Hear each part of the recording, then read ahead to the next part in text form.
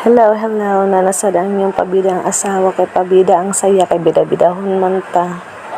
Nagpa-breast surgery si bida-bidahong asawa. Na ako'y gitawag og fibroadenoma. Murag mo siguro ron. Dayon, mo na siya after na siya sa surgery. Dayon, wala na ko kuan mga update kabahin sa akong self charis. Mauna ni siyang ako ang mga life update na gamay ako nangakuha nga kuan ay kay kuan karang muna na siya nahadlokan ako. Pasensya na wala na banig dira kay mo gyud na kung ganahan nga kuan ay bagmosan sa kung TL din kanang mosket dira. Diha sa ako maghigdaan kay ngano lisuran pa kay kung magkuan bangon jud.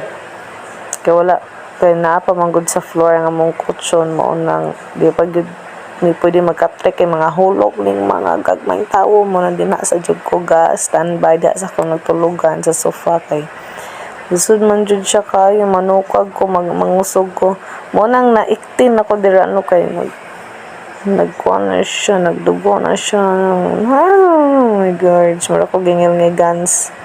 Yan, wala siya. So, tomorrow ako ang 1 week nagikan sa surgery.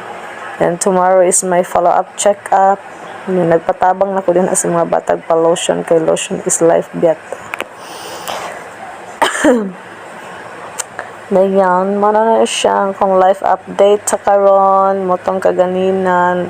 Nanugo ko sa ilaha kaganina sa inyo nakita nga video nga gipatrabaho na ko sa sagawas kay sige lang kong ga-instruct yes mahadlok pa jud ko mudungo kay murag something pag yun and then ano siya so kuanan ko sa mga vaccines tabangan og fang lotions